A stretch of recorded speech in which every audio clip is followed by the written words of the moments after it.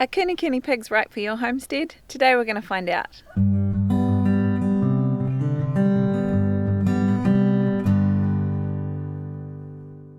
G'day there, I'm Dana from Pewakaka Valley Homestead. Today we're going to talk about why we chose to get Kunekune pigs. Let's go and see them. I'm going to pop over and give the pigs their water and a wee bit of a snack, and I thought I might take you over as well and we'll just have a wee bit of a chat as we go about why we chose to get Kunekune pigs.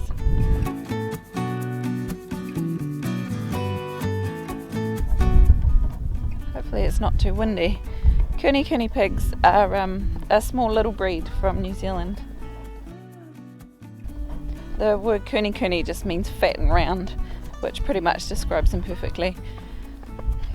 They got right down to about 50 purebred pigs in the 70s, and from about 3 boars and 6 sows they've managed to breed up the population that we have now. So they've pretty much come back from the brink of extinction, really. Yesterday we got some new goats, so we've pretty much doubled our herd.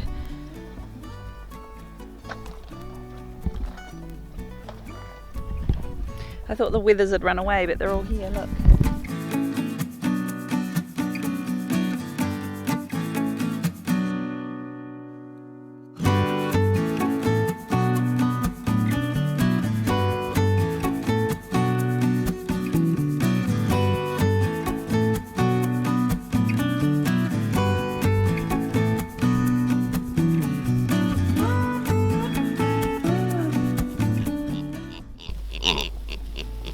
Here comes the piggies.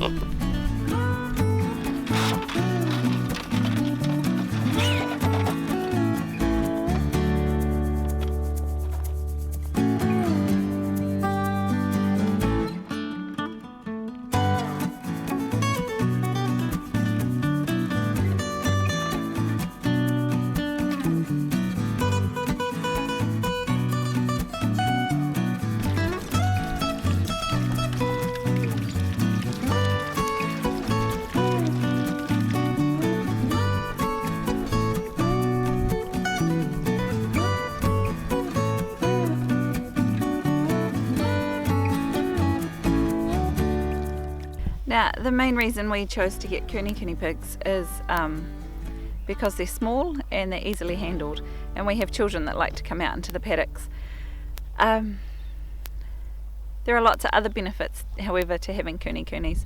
Their size is only one thing. They do only grow to about 60 centimetres or 2 foot high, but there's no actual breed standard for their height, so some of them are sold as miniature pigs, which are a little bit smaller, and some of them can grow slightly bigger than that as well. Weight wise, they're sort of known to grow between sort of 60 and 100 kilos, so what's that, sort of 100 to 200 pounds. But they're kind of smaller than what you'd get as a commercial pig. But for us that's a good thing, because if you're wanting to do home kill meat at home, you're not needing the big winch systems or a tractor or whatever to lift a massive 200 kilo pig up, or a 400 pound pig. Try and duck you out of the wind a wee bit. So they're smaller. The other benefit to Kunekune pigs is they're actually best raised solely on grass. If you try and give them too much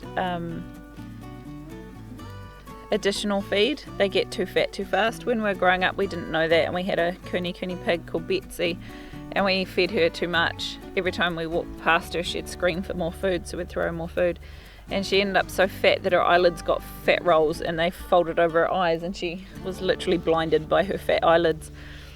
So yeah, they're actually best if you just feed them grass, maybe with a little bit of treats to help keep them friendly. What else? Oh, they're friendly. That's the other benefit to them, is that even the boars are really friendly.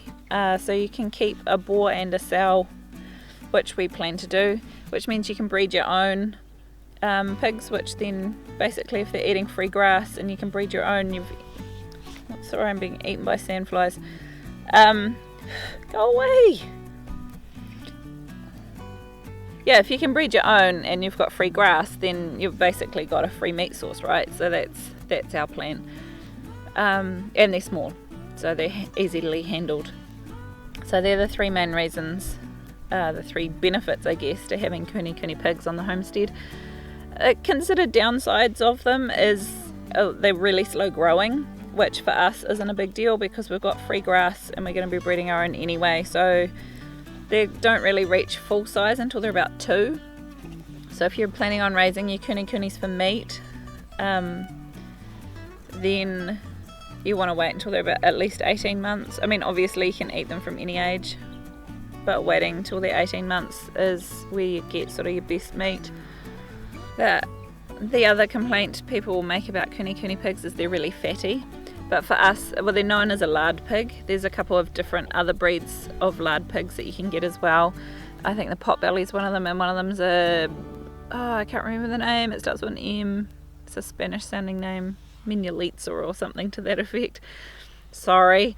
Anyway, yeah, they're lard pigs, so they're really fatty, which for us is great because we cook in lard, we use it to make soap, you can put it in sausages, what have you. So the fattiness of the pigs is actually not a downside to us. Again, the slowness of them growing is not a downside for us. All the considered downsides for raising Kunekunes, we actually think of them as benefits for having them.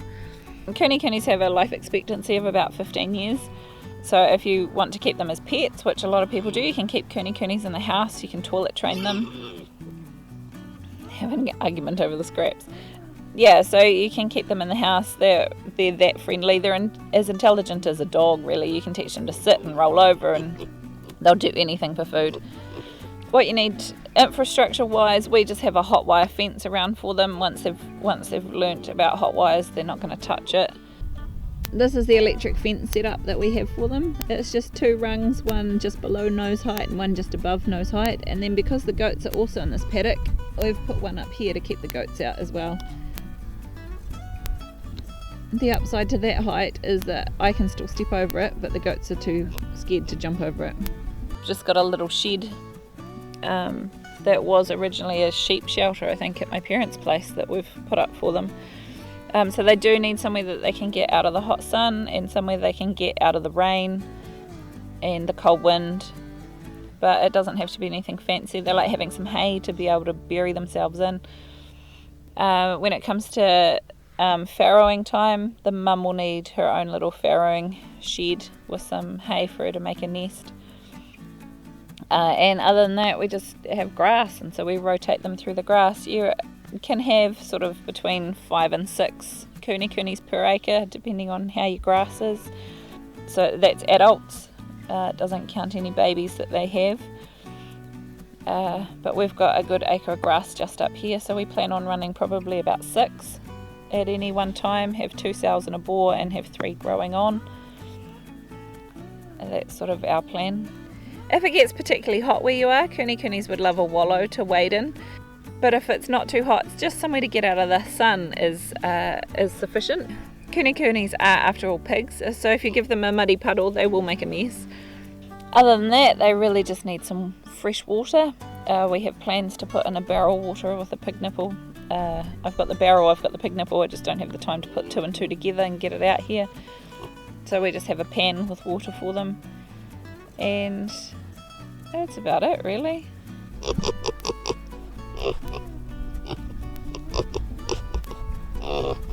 This is our boar sticks.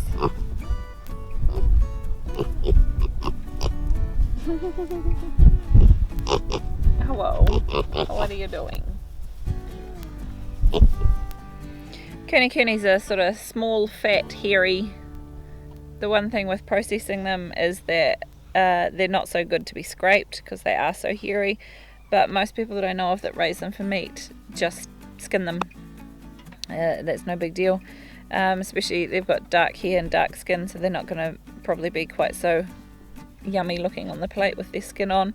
So most people just skin them, and that gives you a chance to cut off any extra fat there that you don't want on your pork chops, to be able to then render that down to make lard. Oh, these sandflies are ridiculous. Go away. Kunekunes come in quite a range of colours. You can get black, sort of a cream colour, ones with spots. Our brown ones are quite stripy. Yeah, all sorts of colours. They're really beautiful. Ginger and black spots are my favourite. I'm hoping to get some of those at some point. Do Kunekune pigs root? Generally not. It does seem to run in a line. Kunekunes have a really snub nose, which means when they put their nose down, the first thing to hit the ground is actually their mouth, not their nose. So while they will sort of snuffle around, they might root around if they're particularly hungry and there's grass grubs in the ground. But generally speaking, Kunekunes won't root, especially if they've got plenty of grass to eat.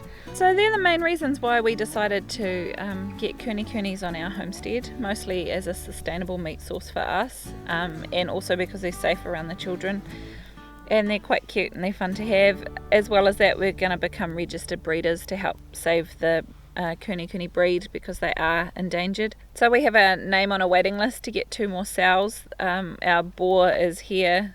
They've called him Sticks, and the girls we're going to get, they're going to call Bricks and Straw.